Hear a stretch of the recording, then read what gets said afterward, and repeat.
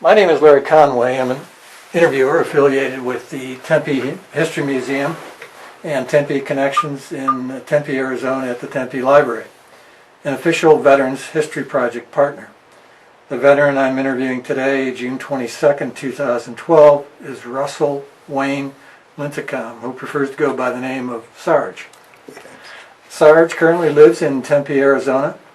He was born in Indianapolis, Indiana, on June 8, 1946. Sarge enlisted in the U.S. Army on March 2, 1966, and left the U.S. Army on November 20th, 1968. Sarge's service to his country occurred during the Vietnam War. Thank you, Sarge, for sharing your wartime experiences, and we'll get started.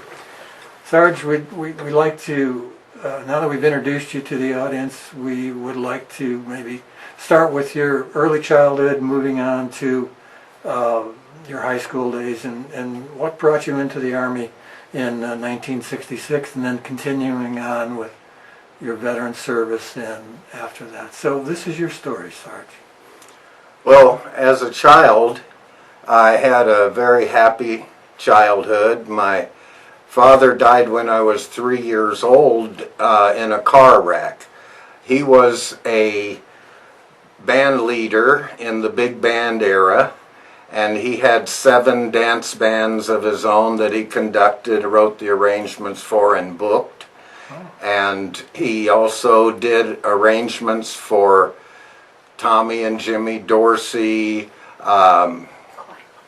Clyde McCoy, my memory over here, and many of the top leading big band era bands. And your father's name was? Max Wilson Lintecum, and his stage name was Max Wilson. Thank you. And he's, I guess why I got into doing music, I'm following in his footsteps in a minor degree. He could take the instrument from anyone in any of his bands, no matter what they played, and show them how a particular lick went. And so he was very versed in music, as opposed to me. I'm totally self-taught, and that means I had an ignorant teacher. But I've come a long way with it, and I'm really proud. I grew up and went through school. I always would have rather been outdoors than indoors, was my big thing in school. I started seeing on the television every day the Vietnam War happening, and I got this feeling that they really needed me over there. So I dropped out of high school before graduating and joined the Army. And I joined the Army. You know, you sign up, you can say, well, I want to go to culinary school, and they have to send you there if they promise you that. Well, I told them I wanted to be a paratrooper, and I wanted to go to Vietnam. Well, they've been waiting for me. I was just the guy they were waiting for. And I told him I wanted to be a Green Beret. And the recruiter said, well, okay, to be a Green Beret you have to be in the infantry. And red flags go up in my mind. That's the only thing I'd ever heard about the Army. Whatever you do, don't get in the infantry. So I said, oh, I really don't want to be in the infantry. He said, well, you have to be a Green Beret. I said, well, okay. So then he said, you have to be airborne, jump out of airplanes. That sounded really good to me. I loved that. And there I went, off to heavy training, because they knew I was on my way to Vietnam. Can you tell us a little bit about transitioning from being a young man in civilian life going into the military, and what was the country like in 1966 when you This country? Yes. It was very divided. I was really drawn to the military because I felt like they needed me to help. and the country was, well, when I came home, I got spit on at the airport coming off the plane. And to this day, I'll wear that spit proudly and not have any animosity towards the spittor. And that's because they were working for peace. And I've come to learn that they were right and I was wrong. So peace is way better than war, and I say that having tried them both. And so the country, as I said, was very divided, and when I came to Vietnam, I was 11 months in the jungle with the 101st Airborne Paratroopers. I jumped out of airplanes 5 times to get my jump wings, and I really excelled in airborne training. I never dropped out of a run the whole time. And the first run every morning before daylight was until 1/3 of us fell out. Didn't matter how far it took, how long it took, to 1/3 of them are out, the run's over. I never fell out one time. But the entire time I was there, I had no confidence, no self-confidence whatsoever. I knew these cramps were not going to go away and that I was going to fall out every run. I never went through one run thinking, oh, I can do this. It was, I'm never going to make it to the end of this. So even with that negative attitude, I never dropped out of a run, and I really excelled in the training. You were at Fort Knox for your basic training. What was basic training like? Fort Knox was, I never saw a lick of gold while I was there. I must interject at this point. I was thinking I was going to see some gold there, but not a drop. Fort Knox was clean, military-looking, white wooden barracks, and it turned out that I was in such good shape. I had been in AAU gymnastics in school when I was in school, and I was in really good shape. I could do 10 push-ups in a handstand in the middle of the floor, touching my nose to the ground each time. And when I went in basic training, I actually lost I got out of shape. And everyone else was like, trying to swing to the next ladder rung, and I'm like a chimpanzee across the thing. But then I got to Vietnam, and I was afraid to carry the M16. In 1966, the M16 was likely to be totally worthless in a firefight. All day you've spent going down a trail kicking up dust, and it had a little dust cover that snapped shut that somehow didn't seem to keep the dust out. And so many people, I saw it over and over again. Charlie hits us, they turn and bat, one little round out of an M16. It's supposed to do 20 rounds in 5/8 of a second. And you get one little round out of it. It's like spitting at someone. Scared me to death to have one round. The M16 was a rifle / machine gun that was issued to the Army? Yes, yes. Made mostly of plastic. It would float if you dropped it in the creek. It was pretty cool, though. A real cool toy to give a 19-year-old kid from Indiana. And Charlie was the Viet Cong? Charlie was the Viet Cong, yeah. And in Vietnam, I was in Cobra Company, which normally would be called Charlie Company, but that name was already taken. So I was in the first 327 of the 101st Airborne, and 11 months in the jungle. I was medevaced out numerous times. I had malaria 3 times out there. I had shrapnel wound, jungle rot, immersion foot, scrub typhus, hookworm, malaria 3 times. It was like the jungle, never mind Charlie who's out there to try to kill you, the jungle's trying to kill you too the whole time. Even a little mosquito knocked me out. Speaking of the jungle, can you take us back, Sarge, to you getting, like you said, a young man from Indiana getting off a plane, landing in Vietnam with the jungle and the humidity and the heat and the war going on. What was that like? We all stood up, they opened the door to the airplane in Vietnam, and halfway up the aisle I could smell it.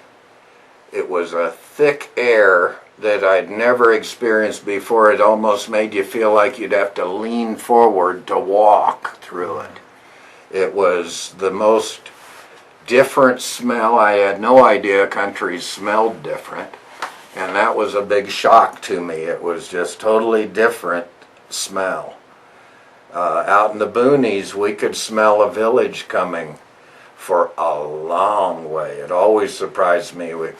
Village ahead. Well, way ahead. It'd take us a while to get there. So was it kind of a culture shock for you to get off that plane and get immersed into what's going on? Not only a culture shock, but an age gender shock. I had been a boy all my life and still was, and now I'm thrown into a man situation where you dang near better be one because this is it. And I didn't know how to be a man really because my dad died when I was 3. I was raised by my mother and my grandmother and my older sister, so it was like all new to me. And I wanted the same thing there as I'd always wanted as a kid. I wanted everybody to like me and pay lots of attention to me. And the M79 grenade launcher, I insisted on carrying in the jungle because I was afraid of the M16s. And to validate my fear, while I was in the jungle, they sent out new buffer springs for everyone who had an M16. They would tear theirs down, remove the buffer spring, which goes back into the stock, I think, and put in the new one to slow down the rate of fire from 20 rounds in 5/8 of a second to who knows what. That slowed it down, but that was a direct response to the pop one shot. Where's my machine gun? That they had to slow them down because they couldn't keep the dust out. What was the M79 grenade launcher? Can you tell us about that? That was my answer to having one shot. If you're going to be able to depend your life on one bullet, I want it to be a half a pound and blow up when it hits at the other end, and that's the M79. The rifling in the barrel sets the grenade or the projectile to spinning, and after 250 revolutions it arms itself. Now it's a concussion grenade. An impact will set it off. So that was my choice. Even though one bullet for it weighed a half a pound, they required that I carry 40 bullets. A couple of firefights later, I started carrying 80 bullets because 40 bullets, I'd pop them off and be, now what do? You guys go ahead without me, I guess. It's the worst feeling in the world to be unarmed in a firefight, an active going on right now firefight. How soon was it after you got to Vietnam that you were in a firefight? Well, they put you in P training, they call it, preparatory training, And that's just, they already taught you everything you need to know. You do have advanced classes in booby traps, what to look for, stuff like that. But you're really there for 2 weeks because you have to become, a military term, which is another word for making up a word, climatized. They said we have to become climatized. I believe their correct word's acclimated. But anyway, they climatized us by keeping us in the rear area for 2 weeks just so we could learn that you don't need to lean forward to walk and stuff like that. And the uniforms that you had, they were jungle issue uniforms, or Yes, jungle fatigues of amazingly thick material. They were pretty warm actually, with long sleeves. And I was grateful for the long sleeves because when you go through elephant grass, every exposed bit of skin gets slowly the death by 1,000 cuts. Well, you don't die from 1,000 paper cuts, and that's what a elephant grass cut feels like. You can grab it and pull it out to the tip of the blade and nothing. It's when you hit it going back the other way that it cuts you. Now tell us about elephant grass. What is that? It's grass. The blades are about this big and it's taller than me. I'm 6 foot tall. It's I shouldn't curse. It's some big grass. And you had to go through the grass on your missions, and the enemy was in there, or you just we had to go through it if it was in our path towards where we were going. And also one time we started through this huge plantation of red chilies, about that long, little red chili, just hot as fire. And I'm going, oh, this is wonderful. I'm collecting me a store as we go, you know, and then I hear screaming ahead. And if you had a cut and a leaf of that brushed on it, you know, that really hurts.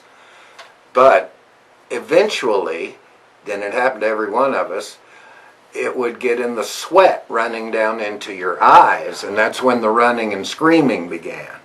And we all came out the other end of that field running and screaming. And it was horrible. Another thing that, example of the jungle attacking you is the soldier ants.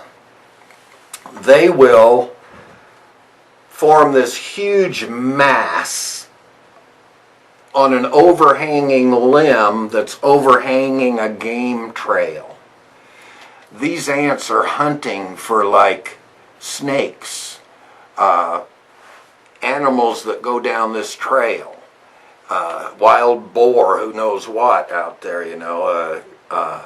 And what they do is when something goes under it, a big clump of them fall off onto it, and if you can't get them off soon enough, they sting you into food. Now you're their food. So we would run screaming through that again. And did they necessarily tell you about this, or you had to find this out on your own as you went out in the jungle? We could tell by the screaming ahead of us. The poor point man, he was always in for surprises, but the rest of us, we could tell by the screaming and running that, or whatever, that something was going on. But another thing that was horrible would be in the rainforests. You'd be going down a trail, and converging on the trail are thousands of land leeches.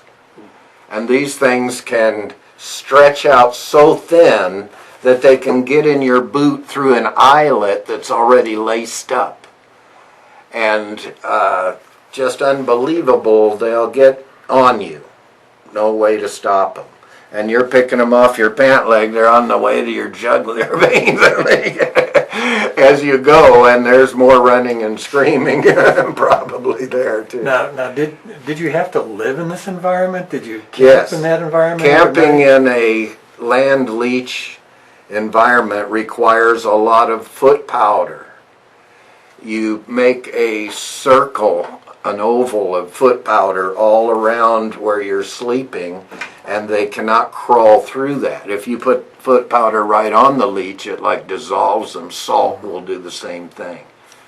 So if you ran out of foot powder, you continued in salt. But they could not crawl through that to get on you there. So I learned little tricks like that. How long did it take you to learn those little tricks? Not long at all. Those are like folk legends handed down from the old troops to the new troops. And they constantly keep going. Like you hear, you can get out of the army if you wet the bed. You hear all these how-tos, you know. I never went for that one, but... What was your platoon or company like? Cobra Company was two different things to me. At first, it was an honor-bound duty to perform. And then they made me a squad leader. I don't think because I was extra good at anything. It was they shoot the guys out over you and boom, there you go. You're in charge now. And that never sat right with me. I was proud to be the squad leader until I realized I saw that I told him to do that. And that's what got him killed.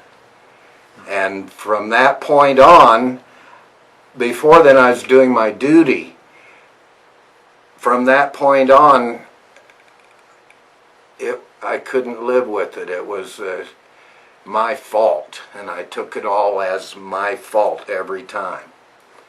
And that'll get to you after a while, especially with people shooting at you. They think it's your fault too. But that was PTSD.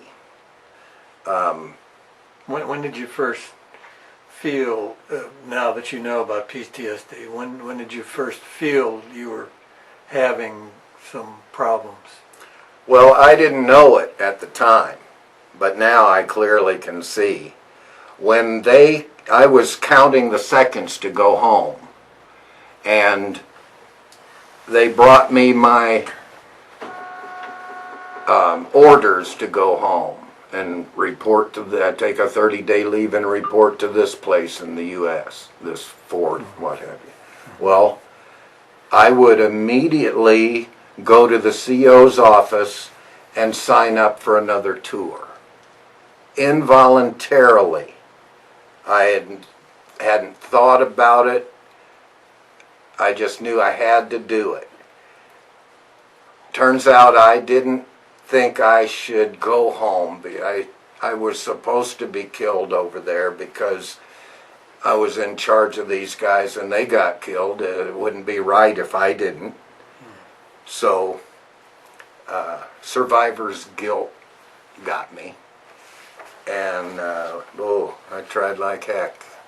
I'd ride motorcycles. How fast will this go? I would go to biker bars and hang out and not take sass from anybody and get myself pulverized and thrown out the front door. And that's good.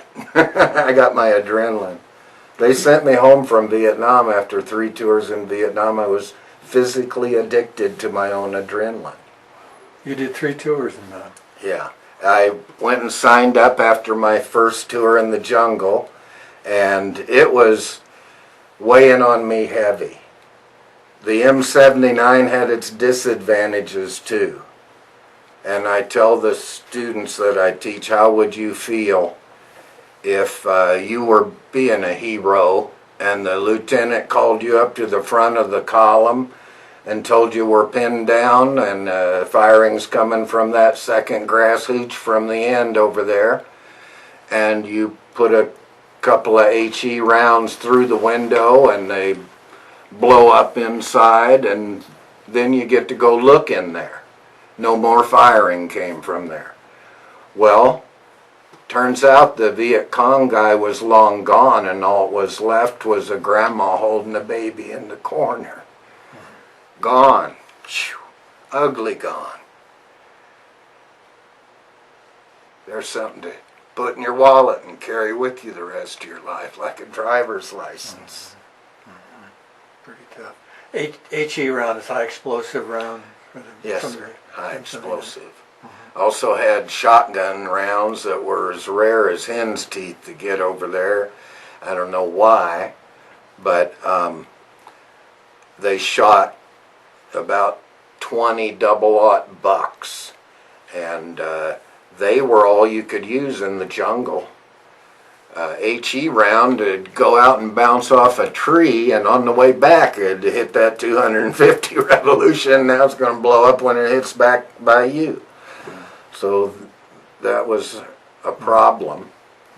Carrying a .45 pistol was part of the manual for what an M79 grenade launcher guy was supposed to carry. Grenadier, they called us. I hated that name. But that's what you were supposed to carry. They wouldn't give us one.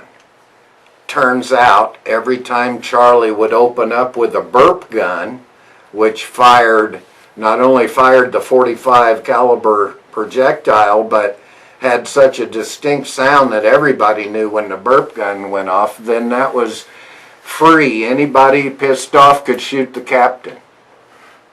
Yeah, they took our .45s away because that was becoming a thing, apparently. I never had a .45 out there. So if I couldn't shoot my HE rounds and I'd shot my 6 shotgun rounds I had, I'm standing there, an observer on the front line. I have to move up with them. I can't fall behind them. And there you are, and just along as an observer, I guess. Very uncomfortable feeling. You go into an ambush, you want to hide behind your own bullets is what you feel like you're doing. How long were your tours? Now, I did 3 tours over there, and that's Army tours. If I had been in the Marines, that would only be 2 tours for the exact same time I was over there. And this is why. The Marine tour is 13 months, boom.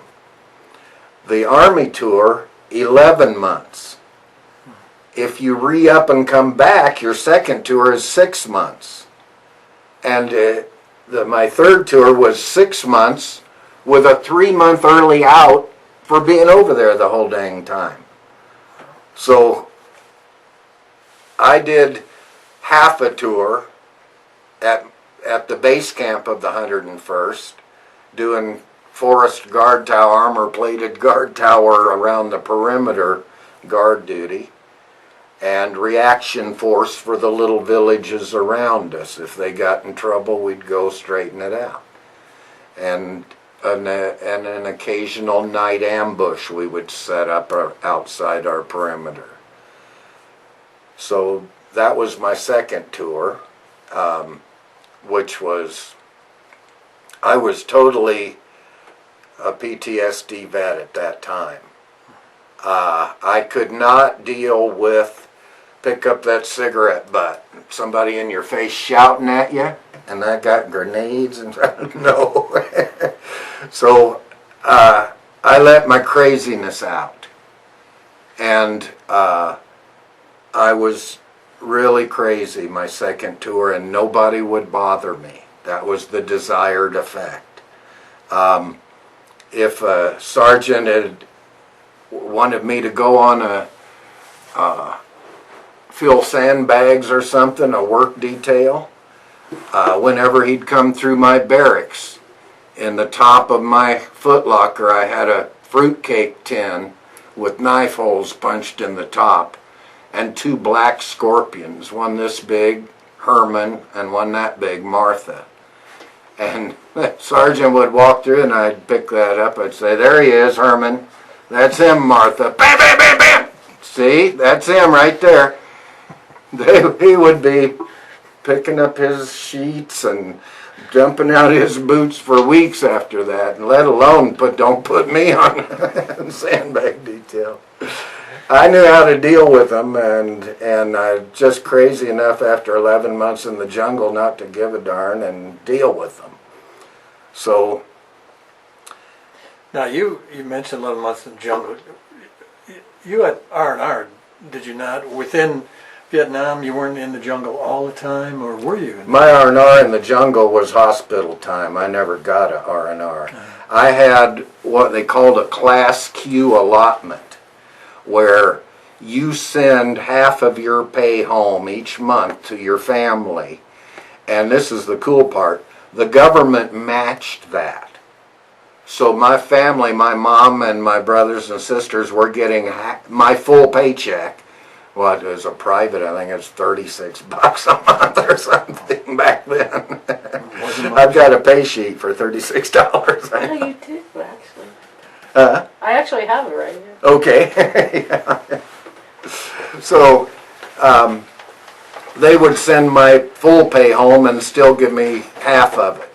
And it was definitely half. They did the math right, because at the 15th of each month I'd run out of money. I'd have to go sit by some smoker if I wanted a cigarette. If you want to hold that up, we'll try and get a close-up of that. This is your pay voucher, and you said a princely sum of $36 a month. Is that what it says on there? I didn't look yet. It wasn't a lot for putting your life on the line, was it?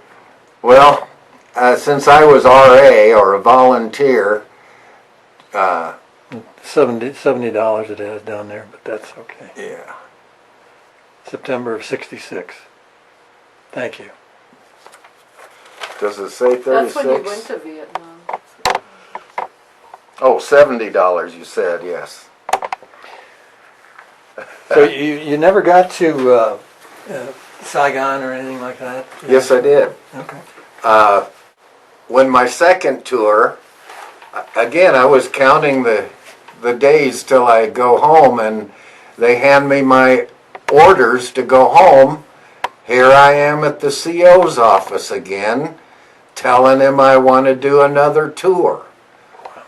Well, I extended to be attached to the 716th MPs. I'm sure most people heard about that in the Robin Williams movie,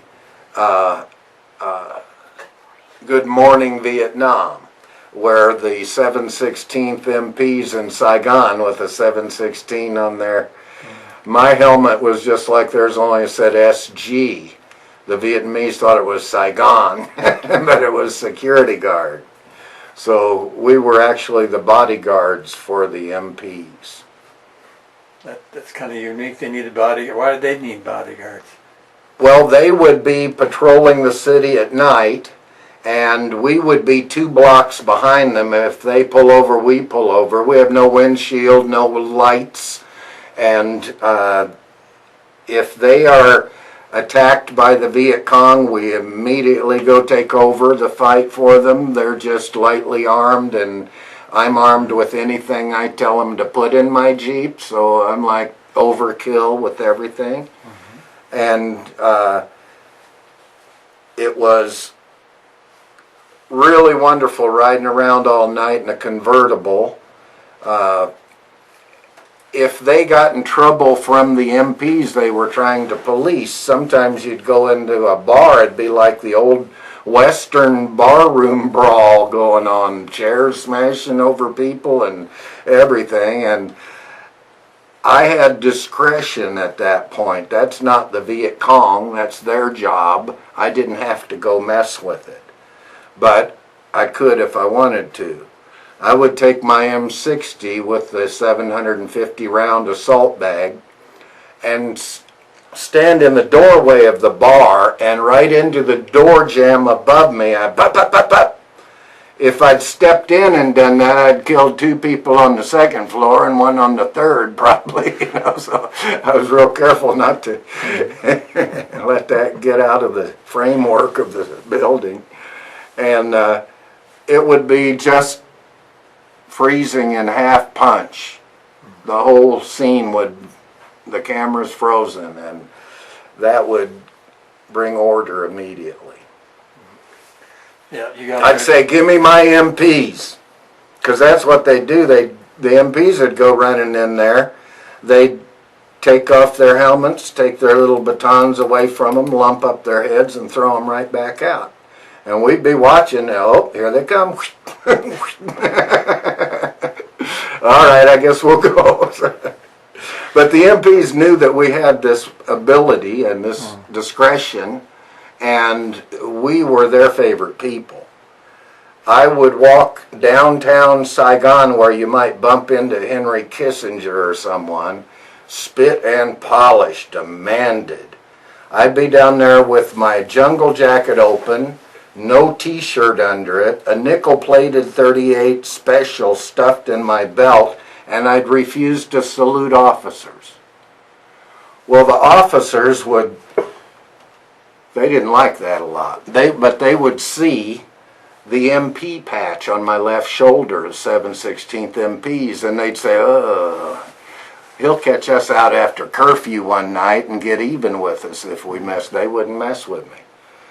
The MPs, there's Lintecum. Holy Christ.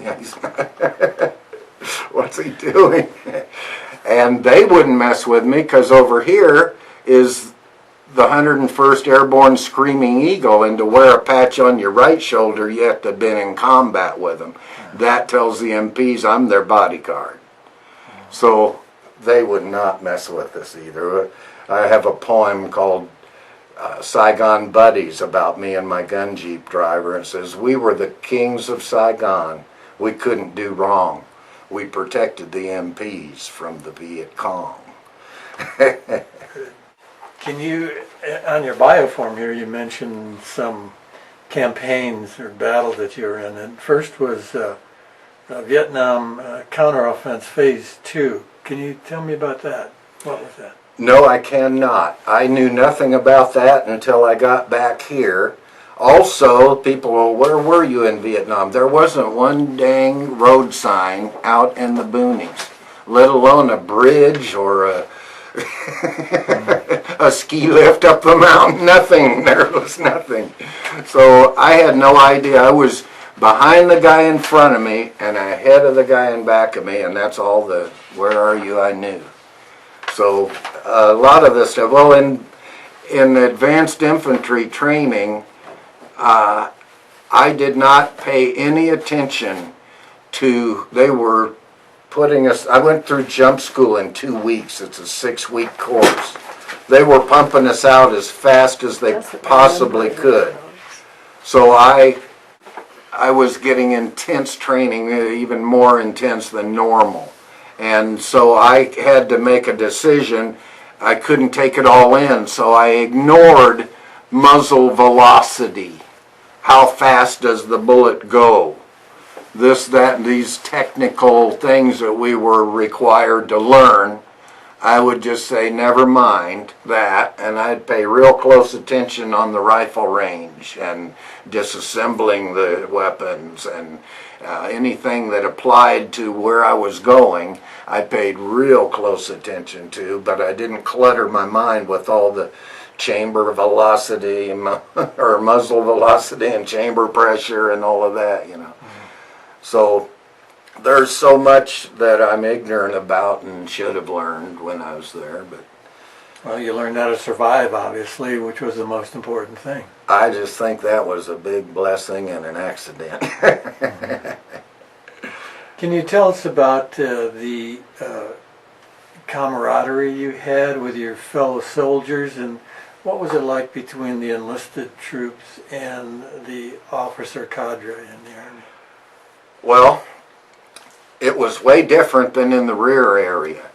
Out in the boonies, you may do the same thing. They'd stand in your face and scream at you over in the rear area. But now, like I say, you got grenades, you're holding your M79, you've got a bayonet, I mean, claymore mine, what do you got?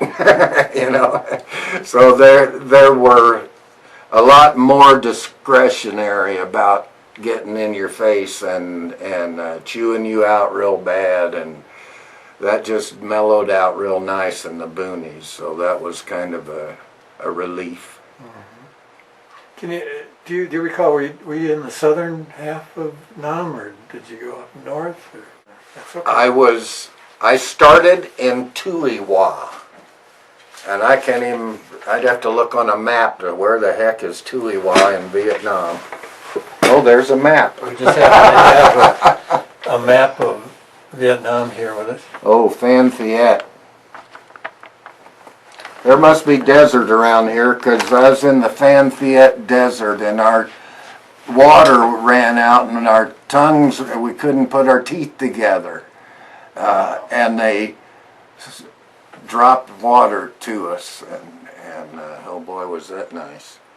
I didn't know there was a desert. Phan Rang, I didn't either. Phan Rang, that's where the base camp of the 101st Airborne was. Cam Ranh Bay Field Hospital, been there. Nha Trang Hospital, been there. Tuiwa, right up here. Tuiwa, when I got there, was beginning, they brought us in on C-130s, I think, with the lay down on the sand runway with the holes all in it and the metal things clipped together.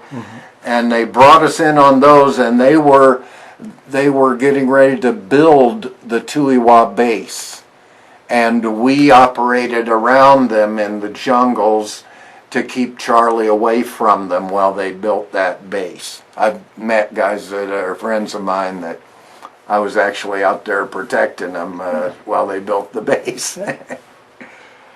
So yeah, a lot of these places sound familiar to me, so I'd say we were in the center part of it. I don't recognize any Bien Hoa Air Base. I've been there. Thank you. I was all over the place. Thank you for pointing that out. Now, you mentioned the hospital more than once. Can you tell us, did you receive wounds in the war? Or were you? Yes, I got the Purple Heart for shrapnel in my right knee, and I have to walk with the cane, but I have to walk with it on the wrong side because both of these bones just above the wrist have been broken, and I can't do that painlessly. So they gave me exercises at the VA hospital to, I can sit there, watch the TV and do my exercise to prevent hip displacement, is what happens with the cane on the side of the injury. Now, you were wounded in Nam, and you received your medical treatment there. They didn't send you back to the States and then back to Nam? I had malaria 3 times in the jungle and shrapnel wound. And the time I had my shrapnel wound, I came down with malaria on the way to the hospital. So it was like... That was pretty common over there, wasn't it? Yes, yeah. So they were giving us quinine from the Korean War. I don't know, most drugs are no good after a while, and I kept getting it. And I had it 3 times, malaria, and the third, each time they told me the same thing. How lucky I was, because I have Viavax, a strand that doesn't come back on you. Well, the third time I had it, and they're proudly announcing how lucky I am that I have Viavax, and it doesn't, I said, well, I'm here the 3rd time with it. And they said, oh no, it's a whole new time each one. So I don't know how you make that, it doesn't come back on you. And I had it 3 times, so. Can you comment on what the medical treatment was like that you received over there? Well, it was like dying and going to heaven. I remember one time regaining consciousness, and I'm between clean sheets. The smell of bleach or sunshine on the sheets, that good laundry smell was there, And out I went again. I thought, I'm either in the hospital or dead. I wasn't sure which, but it was heaven either way. So, but yeah. And what finally brought you out of Nam and out of the service? Well, after my third tour, towards the end of my third tour, I was on to me. I was frightened that I was going to automatically re-up because I was getting out of Saigon and the U.S. Army at the same time. So I was convinced that I was going to re-up. So I went around to the corporations that the Halliburtons and whatnot, that love war and thrive off of it. Well, trying to get a civilian job back in the States, so I got their home offices in LA. And I think that's what allowed me to go home without rejoining the Army to come back to Vietnam. I thought I was coming back anyway as a civilian.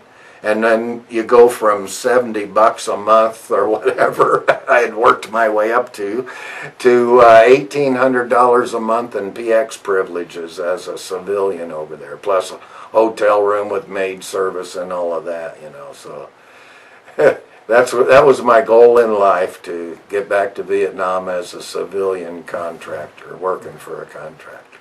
Now, did the Army say they were going to discharge you, or what was it? What were the circumstances of your? My time was up. That was it. My time was up, and I was scheduled to get out of Saigon and the U.S. Army at the same time. Mm-hmm. And I did, and they had us in this room, and they had a chalkboard up, and the sergeant with the pointers says, now these medals written on the chalkboard you have earned because you were in Vietnam. Everyone that went there gets these. If you have other medals, write them down. And they had us fill out our own DD-214s. Well, I had the 106.8 degrees of malaria. I left my Purple Heart off of there. I had no idea what to put on. And I'm sitting there long after I'm the only one left in the room, and the instructions are, you fill this out, put it on the desk, go across the street, eat a steak dinner, and go home.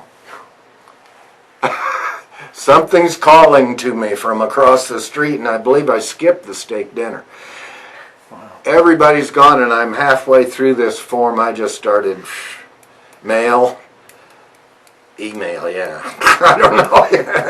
Just wanted to get out. Mail, no, email. Now, before we leave Vietnam, let's step back to when you were a guard. And can you tell us about General Westmoreland and General Abrams? I want to add one footnote to that. Leslie Nan, my wife, applied to have my DD-214 brought up to date. Turns out they give you a DD-215, which I have now. It had like 14 medals on it. I had no idea that stuff. The Purple Heart we knew I had gotten, and it wasn't on there, so that's why we submitted. And it came back with all these extra bonus medals that they'd given me. Let me read some of those. The Purple Heart, the CIB, which is a combat infantry badge, parachute badge, the Good Conduct Medal, Vietnam Service Medal, with 1 bronze service star and 1 silver star, 1 silver service star. 3 tours. That's for 3 tours. The Republic of Vietnam Gallantry Cross with Palm, Unit Citation Badge, I think I mentioned Vietnam Campaign Medal. Quite a lot of medals. Obviously you earned them. They must just hand them out left and right, man. I just followed the guy in front of me the whole time. Obviously more than that. Not only that, but there's only one set of footprints going down that trail, and they're big, fat footprints, and everyone's walking right in those. That's the only ground proven not to blow up when you step on it. Is that something you learned? They taught you Real quick, yes. Real quick. Yeah. Don't get off the path. Nobody wants you to get blown up, especially if you're up there in front of them. Now, General Westmoreland, he was in charge, basically, of the military in Vietnam. How did you come to be associated with him? I was on gun jeeps in Saigon on my third tour as they were switching places. Abrams coming in, Westmoreland going out. I got to escort them both through the streets of Saigon, not at the same time, but during my tour. And they would be going, I would always presume, from one cocktail party to the next. And it was always big business to move VIPs around Saigon at night. They'd call in at least 5 gun jeeps, and we would literally, you can't shoot at them without hitting us first. That's what we were trying to do. I see. Now, taking you back to leaving Vietnam, you skipped the steak dinner and got on the plane. Where did you leave from, do you recall? Well, Fort Dix, New Jersey was the direction I'd gone from Indiana every time, but the last time came back the other direction. So in my CD I say, now I guess Vietnam's about as far away from here as you can get, because it didn't seem to matter which way the jet flew. So it was 22 hours, whatever direction you decided to go.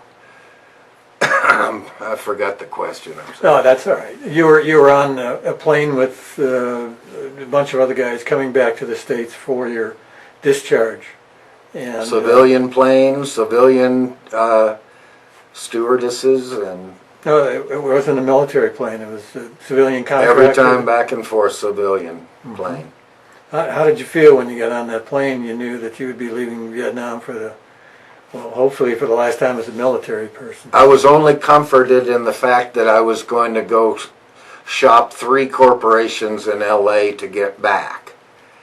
And when I got to the corporate offices, 3 times I think they would have laughed at me if I hadn't have been a combat veteran stumbling in there. They didn't want to hire anyone with less than a degree in engineering, and I dropped out of high school to go to Nam. I'm telling them, yes, I speak beaucoup Vietnamese. Well, I speak French. When the first Americans came, the French had been there 40 years fighting them before we came.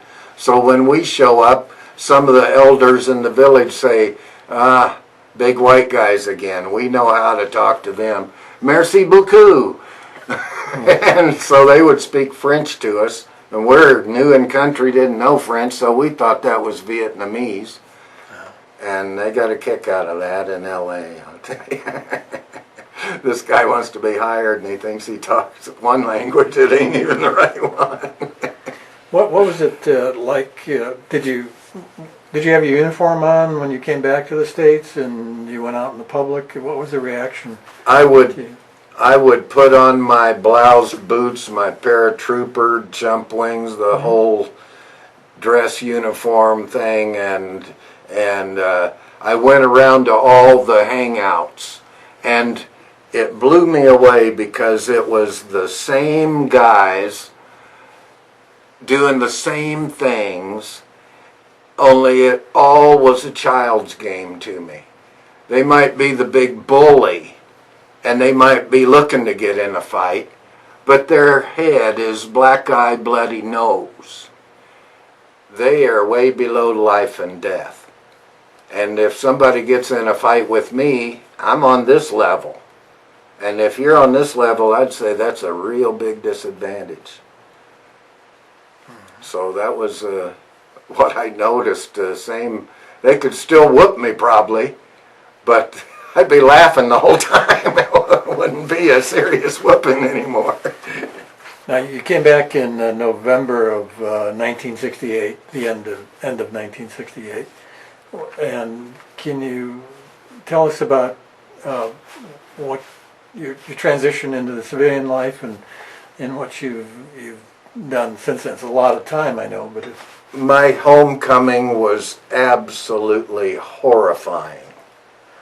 A couple days after I'd been home, my mom wakes me up and I knock her clear across the room.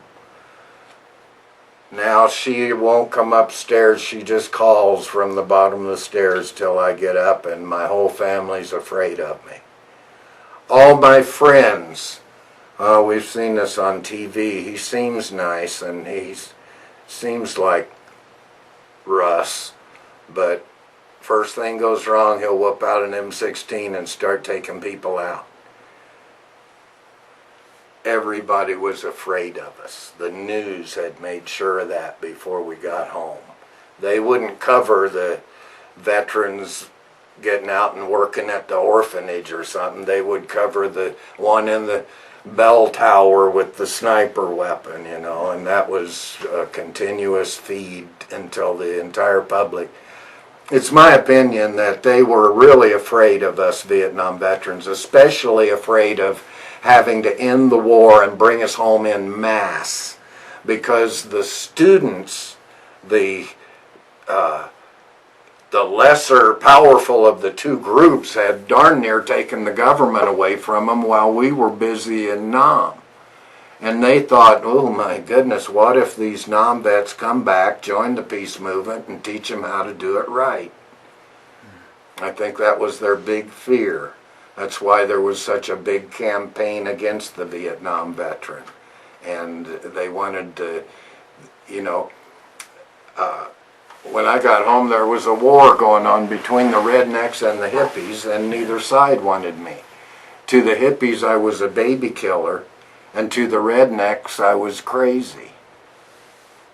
And in both situations they were right. That was the bad part.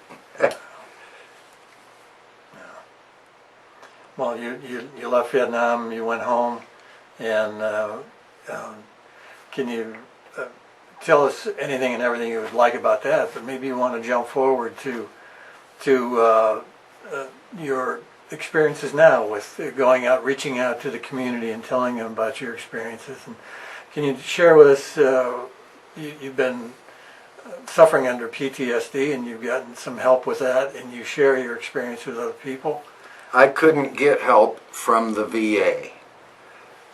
They'd put me in a group session and horror story, horror story, horror story, it's coming towards me, horror story, I'm gone.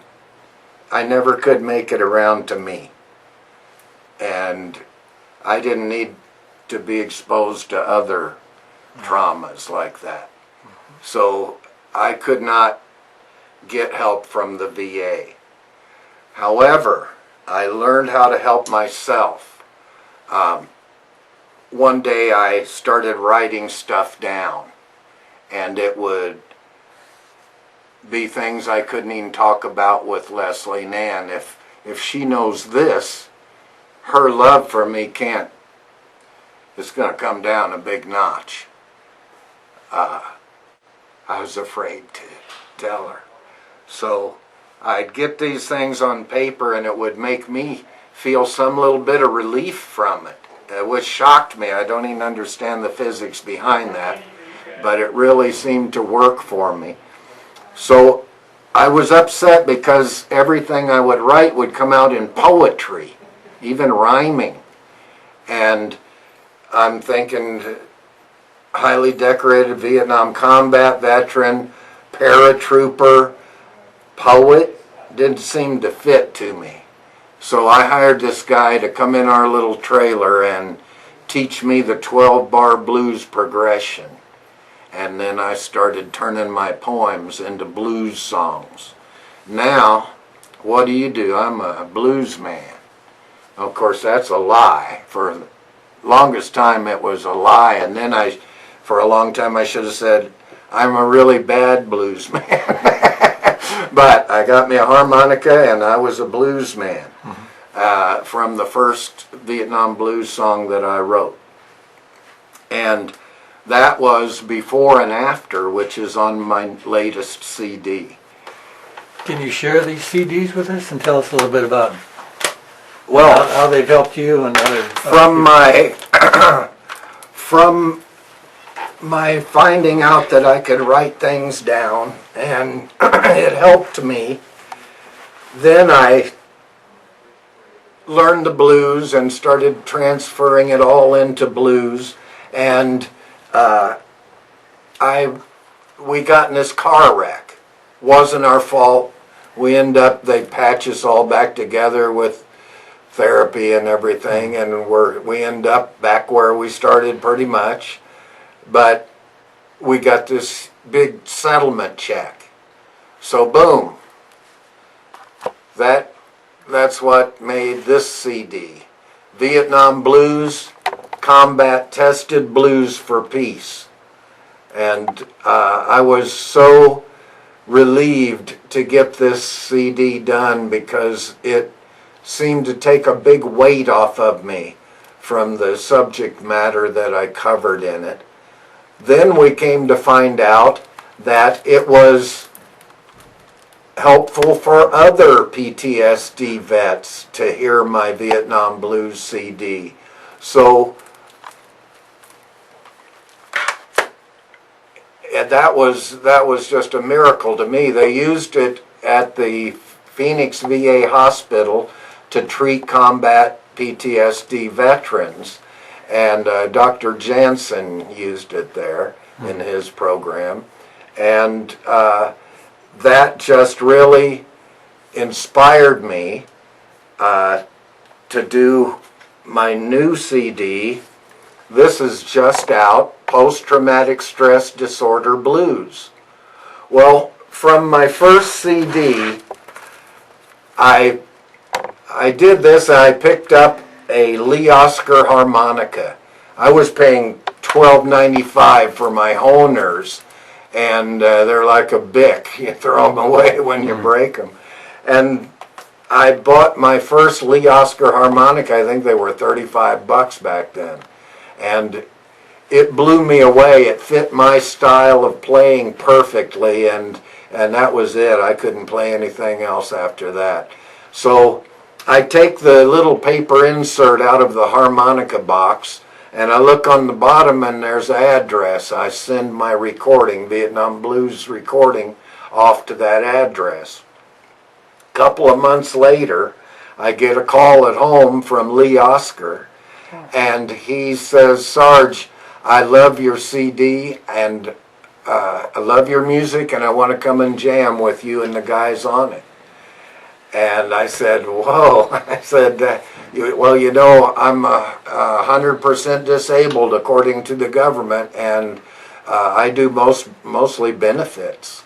And he said, "Swell, let's do a project together." So Leslie and I, we put our heads together, and we came up with Harmonicas Against Hunger for St. Mary's Food Bank. And we held the event at the Rhythm Room Blues Bar. Lee Oscar flew in and entertained through the whole thing, and it was so wonderful. From 12 noon to 1 o'clock in the morning, it was standing room only. We raised $1,200 cash and a mountain, 750 pounds of non-perishable foods for St. Mary's Food Bank. And that was a healing for me. St. Mary's is located in Phoenix. Yes. Now, I found out early on how to treat my PTSD when I saw this guy, Vietnam vet, will work for food. I pulled over, gave him $2 out the window, and immediately, just like writing it down, it got it out. I felt better immediately. $2, I felt $200 better. So I couldn't pass a homeless person for the longest time. I got to be out of money to pass them by. Leslie only gives me money for my wallet that can go out the car window. I'm not allowed to guard the grocery money or no. I'll hand it out. So it's really been a healing process for me to help other people. And my career also feeds my addiction to my own adrenaline. You walk out on a stage and you get a good dose. And I've walked out on a stage with 20 and 30,000 people in the audience. And had an audience so big one time they backed them up. There was a helicopter up on the hill, and they backed the audience all away from it, came out on the stage between songs in my performance and said, "Sarge, this is for you. We're dusting off the helicopter. Go to the mic and talk while they're getting it ready." And so I'm telling them, Huey helicopter sound to me is, I don't know what to do when I hear it. Half the time they were saving us from hell. And oh my God, here comes the helicopter. It's the best feeling in the world to hear that sound. But the other half of the time they're taking you and dropping you right smack into it, and they didn't take you out and go see if there's any Viet Cong around here. They've already got, they know they're there. They wouldn't bring us the 101st Airborne if they didn't know they were there. So we'd come into hot LZs and it'd be on. So, And you've gone to school yourself to give presentations regarding your Vietnam experience and PTSD? I've been drawn into teaching in the schools. Now I'm with the Arizona Commission on the Arts, and schools can have me for a 30-day workshop or 2 weeks, whatever, or a class. And they can write a grant for half of the expense of getting me there, half of my pay and all. Right. And yesterday was it? Yesterday I taught my second class at ASU in a series I'm teaching for the Upward Bound Veterans program. And I had a classroom full of vets, and I'm teaching them creative writing. Great. And it was so funny because their English teacher's sitting over here, and I'm telling them, every rule that she teaches you, you can break that rule. I said, when I say the first line of my poem, I want to tell you about some blues I got one time. I want to look one up in the dictionary. It gets confused. What? Said, I write how I speak, but I told him, here's the key. You have to know these rules or you're ignorant. If you know these rules and break them, you're a personality. That's Sarge. But you can't get away with it without being ignorant if you don't know what she's teaching you. So I brought it all back around. No, that's great. You're giving back. Do you have? I think we might be reaching the end of our conversation, although we can continue. Are there any final thoughts that you want to share with? Well, a couple of weeks ago, I taught 4 high school psychology classes, but they're college credited, and at 2 different high schools, and they were studying PTSD. So I teach a wide variety of things, creative writing and about PTSD, about the Vietnam War. I have written 5 full-size 80 to 100,000 word books, and I'll be coming out with my first one, 7 short stories of the Vietnam War, and that will be out on Kindle and iPad and all of those things that you read. Do you want to share with the folks your website so they can you tell us what that is? Yes, if you need help with PTSD, Leslie and I for 12 years have run PTSDhelp2000.com, and that 2000's the numerals. And that site for 12 years has been there, guiding the vets through the process of getting their PTSD established with the VA. And we call it the Humane Guide to Benefits for Veterans with PTSD. Mm-hmm. And we have a section devoted to scams and tricks the VA is using on you. I have a perfect example of how one person can make a difference nationally, and that's a rare thing. But a veteran like me who can't remember, has no memory, had to go to his doctor's appointment without his wife one time, his memory. I never would do that.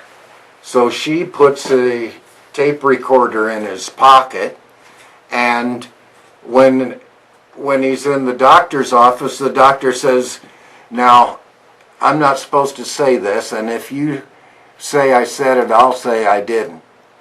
But we're getting a lot of pressure from high up the chain of command to not diagnose PTSD. Call it bipolar, personality disorder. Call it what you want it, but not PTSD."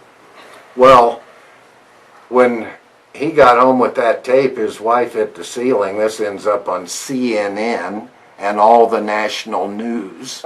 And here's the beauty of it. One person, that one vet with no memory, made this difference.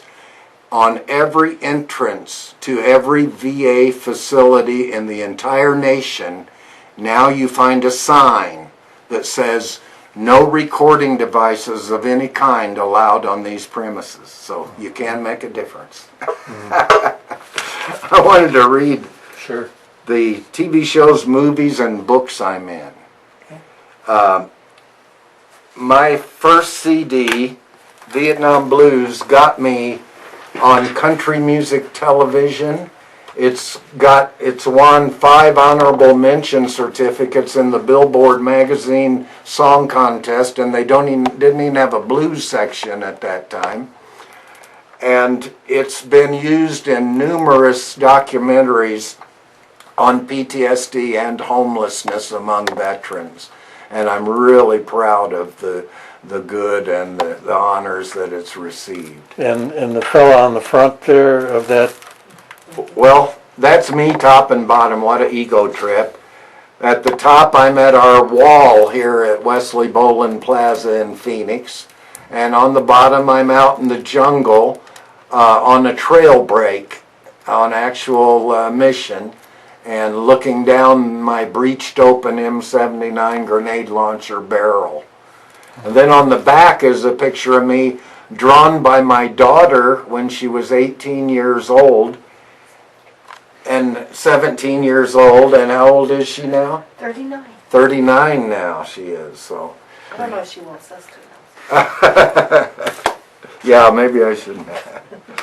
But then I took my CD and I put slideshows with every one of the songs and made this DVD. It's a special Boonie Rat edition, and this has me with my Italian wraparound sunglasses and a bamboo pipe, and actually out in the boonies. They'd give us cigarettes, but the paper would get wet. You had to smoke the tobacco in a pipe. And this is my baby here. This is my best friend in Vietnam, my second tour, my M60 machine gun on the guard tower around Phan Rang. And she never came home with a bullet. I'd fire off all my ammo every time before I'd come in from guard duty, and they'd ring, ring, ring, ring, ring. No, I heard it, but I think it's down that way, yeah. They never looked at, Sarge hasn't got any ammo. They could have caught me easy, but they let me slide. I bagged a mongoose and made a water buffalo run. I didn't want to shoot somebody's whole family wealth, so I just herded him out of there with my bullets. This new CD features Lee Oscar on 2 songs. Kenny Skaggs from the Glenn Campbell Band plays a beautiful slide steel guitar on Arizona Desert Blues, my country western. And Barrelhouse Chuck, a very famous blues piano player out of Chicago, plays that piano on a number of my songs, and it's hot. Just say it, babe. My producer, Clark, my memory just gave me a message. My producer is Clark Rigsby, and he personally plays guitar, and on every one of these songs except one he plays a banjo on. So I'm really proud of that. This is post-traumatic stress disorder blues, and we did a Kickstarter project on the internet, Kickstarter.com, where you present your project. We ask for $1,000, and for 20 or more, they got a copy of the Vietnam Blues. For 50 or more, they got a copy of the new CD. For 50 or more, they got this and the Vietnam Blues. And for 100 or more, they got both of those plus the DVD of the Vietnam Blues. So we were funded 153%. Got $1,553, and that paid for the actual replication of the CDs, and got us 1,000 of these puppies right here, which I'm burning through pretty good. Good. And you feel this, the music has not only helped you, but other veterans in This coping. is totally written to help our current veterans coming home with PTSD. Every song is listed, and then it has how this relates to PTSD. PTSD Blues, the first song. This is what PTSD felt like to me for many years, having made it home alive, but unable to get my mind out of the combat zone. So each one, it may be a funny song that you can't figure out how does, or the country western one, Arizona Desert Blues, how does this relate to PTSD? Well, it's Arizona Moon at midnight. Who's a casual desert visitor at midnight out there? And he's living in a canyon. It's a tripwire vet living in the desert. And we have them. So I tried to help not only the new vets coming home with PTSD, but their families to understand it better. And we have our quirks. I've never been able to comply with the census. I felt so abandoned by my government after I got out of the Army that I feel insulted that they want information from me, and I feel doubly insulted that they don't feel like we need to have that Fifth Amendment. It says right there, under penalty of law. So to me, that means you don't have to do it if you don't want to, because self-incrimination or whatever. But anyway, I've never been able to comply with the census. I'm sure they've counted me every time, but I don't make it easy on them. And my song Census Blues on my new CD says, if they want to know who lives in this house, tell them 400 roaches and a big fat mouse. And you have something else you want to share of the book? I put a lot of humor in my serious music because PTSD vets are very depressed to begin with. I do not want to add to that. So I try to lift the mood up. I'll have something a little serious and then boom, 400 roaches and a big fat mouse. So I've been on country music television. The show was Small Town Secrets, and the episode I was in is Cowgirls, Combines, and Commandos. Luckily, they put me in the commando section. I performed a song they asked me to write for the show. They had us meet them down in Tucson at the Arizona Airplane Boneyard, and I was ready with my song Buried in the Boneyard Blues, that each refrain ends in a little bit of my heart is buried in the boneyard too. And that was a wonderful segment that I got to do. They had me inside the hull of an old C-130 jamming on my harmonica and singing my song in 114-degree desert heat, I might add. We had to keep running to the car and AC in it to cool down. The movie I'm most proud of is In the Shadow of the Blade. And while they interview, the blade is the Huey helicopter blade. And while they interview the women veterans, they play my song Sister Soldier. And that's especially meaningful to me. I tried not to leave the women veterans out of my work. I like to say we male Vietnam veterans got the short end of the stick, but the women Vietnam veterans didn't even get to feel the bark.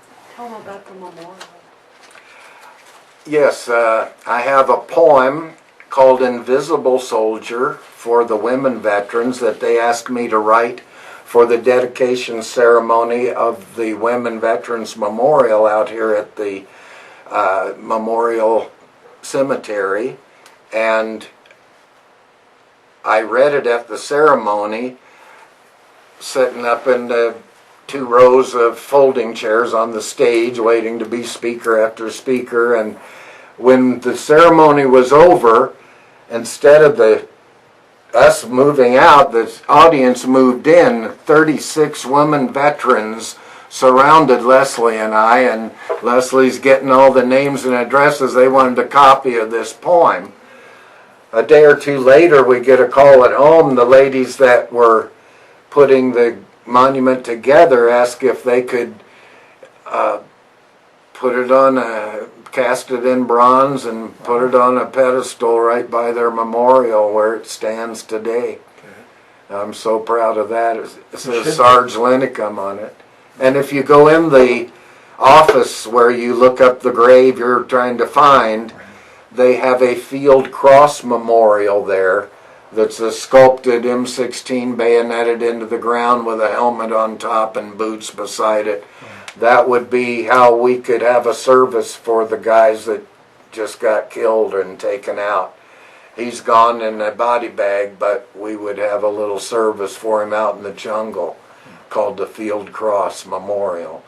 And in the back of this M16 and helmet is a big marble slab, and the words on it I was hired to. They bought the words from me, so it doesn't have my name on it, but I wrote, "In memory of all who served in Vietnam at great cost, and of those brave men and women whose lives were lost." And so I did the words on that memorial as well. In the Shadow of the Blade, it plays on the Military Channel, and it's just an awesome, you can buy it on the internet. It's an awesome film. A boy named Joshua, they came from Denmark, put in the search engine Vietnam veteran, and they came up with the VVA and a couple other veteran clubs and me. I'm all over the internet. I did a military invasion of the internet. And they had me go up to Sedona, Leslie and I, in the beautiful Red Hill. And they sat me on the hilltop, and they had the star of the movie, I think a 9-year-old boy, at the foot of the hill, and roll him, and up he comes to meet me. And it's all not scripted. Just say what you feel. And I said hi to him, and then I said, you see that open patch way out there? He said, yeah, there wasn't even no open patch out. He says, yeah. I said, I've been tracking you since you come through there. I watched you come all the way here. And then he's sitting down beside me, and I say, how old are you? He says, 9. I say, I wish I could see things through 9-year-old eyes again. I see this beautiful ridge line over there, and I can't enjoy the beauty because I'm scanning it for troop movements. I hear these people plinking their gun over here at a target shooting a tin can, and that's Charlie, man. I can't see it like you do at 9 with 9-year-old eyes. And this kid had run away from home, and he's going all around. He talks to a clown in makeup, driving a car on the way to a gig, and he goes into a mortuary and talks to the people in there. And they called us up from when they got back to Denmark and said, Sarge, this is turning into the Sarge show in the editing room. We keep putting more of you in here and there. So I got a exaggerated part out of that. Also, that's a boy named Joshua. The books I'm in, Battle Notes, Music of the Vietnam War by Lee Andriessen, Savage Press. My review of this book is at the beginning. It's the first words in the book are my review of it. I'm on pages 87, line 27 through 125. Line 7 after Creedence Clearwater. Line 159, or page 159, line 7 after Willie Nelson. I'm just so thrilled to be in that book, and they really appreciated it. In fact, Lee Andriessen calls me up, and the first thing he says is, Sarge, I'm mad at you. I said, what did I do? He says, well, I thought I was all done with my book, and then I find you on the internet. Now I not only have to add you, how could I have a book about music of the Vietnam War without including the music that the veterans made? And now you had to look up 2 or 3 other veteran musicians and get them in it too. So I made a lot of extra work for the poor guy. I apologize again for that. He was a history professor of Vietnam. Yes. Touched by the Blues, Stories of the Unsung Heroes of the Blues, by Eli Marcus, Sun House Press. I wrote Healing from Vietnam by Writing and Singing the Blues. They really gave me a nice spot in that book. And that's from Israel. Published in Israel. Homefront, Vietnam and Families at War by Willard D. Gray. The Lintecum family, there's a whole chapter, chapter 9. Homeless, the Lintecum family. And Revival, spoken word from Lollapalooza 94. I was a slam poet, and I competed in the National Slam Poetry Competition 5 years in a row as the captain of the Phoenix Slam Poetry team, and I had to slam my way into that position. It wasn't a give me. I had to beat them all to get to that position. And I'm the 1994 Slam Haiku Poet Champion of the United States. And the haiku poem that I did to win was this. Let's talk politics. Crime, corruption, greed, treason. Okay, I'm done now. That put me so far ahead nobody could catch me. They do like Olympic 8.9. I got 10s. And Poetry Slam, the competitive art of performance poetry, edited by Gary Mex Glasner, and producer of the first National Poetry Slam, done by Manic D Press. And my poem Snap is in there. This is a horrible poem for me. It's the last 3 minutes of a veteran's life before he opens his front door and slowly raises an empty gun towards the police that are all outside. And the last words that he says, he's laughing hysterically earlier in the poem, and the last words he says was, "Oh, that was me shooting, but it wasn't me laughing." And then that was the favorite mode of suicide for Vietnam vets, and we're really good at that. For every name on the wall, we've had 3 suicides since the end of the Vietnam War. Over 150,000 suicides and 55,000 names, 58,000 names on the wall. So that's something that I've been trying to help by counseling vets through our PTSD help site. And I think I've made some good. A dear friend of mine, I talked him out of drinking. The first cut on post-traumatic stress disorder blues is called PTSD Blues, and I start with a short talk. And this is a talk that has turned more PTSD vets around than anything I've ever come up with or told them. And that is, I say, well, what are you going to tell the guys that didn't make it home alive when you see them again? Here we are living this horrible life, making life miserable for ourselves and our loved ones, day after day. What are you going to tell your brothers when you see them again? They're not going to want to hear this horrible story. They want to hear about the life they'd imagine having if they'd have made it home alive.